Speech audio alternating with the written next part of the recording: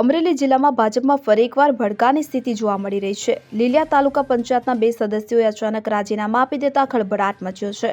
જાણકારી મુજબ લીલિયા તાલુકા panchayat seat number 1 અને સીટ નંબર 2ના સદસ્યો કંચનબેન અરજણભાઈ ધામત અને ઘનશ્યામ પ્રાગજી મેઘાણીએ રાજીનામું આપ્યું છે। તાલુકા પંચાયતના સદસ્યોએ લીલિયા ટીડીઓને લેખિતમાં રાજીનામા આપ્યા છે। જાણકારી મુજબ તાલુકા પંચાયતના સદસ્યોએ લીલિયા તાલુકા પંચાયતમાં અધિકારીઓ કે પદાધિકારીઓ સાંભળતા નથી તેવો આરોપ લગાવ્યો છે। તેમણે જણાવ્યું છે કે અવારનવાર રજૂઆતો કરવા છતાં ગ્રામ પંચાયત કે તાલુકા પંચાયત સાંભળતી નથી અને લોકોની કામગીરી થતી નથી। ગ્રામ પંચાયત કચેરીમાં પણ અવારનવાર રજૂઆત કરવા છતાં અમને કોઈ સાંભળતું નથી અને સામાન્ય બાબતનું પણ કામ થતું નથી। લોકો અમને અવારનવાર રજૂઆત કરે છે પરંતુ અમે કોઈના કામનો ઉકેલ લાવી શકતા નથી। એટલા માટે અમે રાજીનામું આપીએ છીએ। ત્યારે ભાજપના રાજમાં કામ ન થતા હોવાના આક્ષેપ સાથે 2 સદસ્યોને રાજીનામાથી ભાજપમાં ઉકળતો ચરુ સામે આવ્યો છે।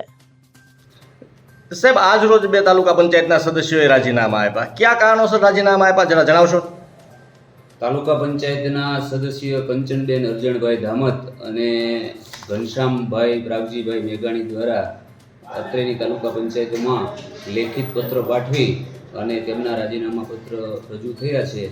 પરંતુ આ બાબતમાં મારું કહેવાનું છે કે ગુજરાત પંચાયત અધિનિયમ 1993ની કલમ 68(3) મુજબ પોતાના રાજીનામા આપવાના પ્રમુખશ્રીને થાય છે। તાલુકા પંચાયતના પ્રમુખશ્રીને આ અધિકારો સુપ્રત થયેલા છે। જેમના રાજીનામા પત્ર અત્રે રજૂ થયા છે તેમને આ રાજીનામા પત્ર માનની પ્રમુખશ્રી સમક્ષ રજૂ કરી આ અંગે યોગ્ય નિર્ણય કરવામાં આવશે।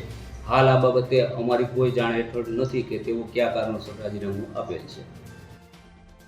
Bureau report CN24 news. હવે જુઓ દેશ દુનિયાની તમામ ખબરો તમારી આંગળીના ટેરવે।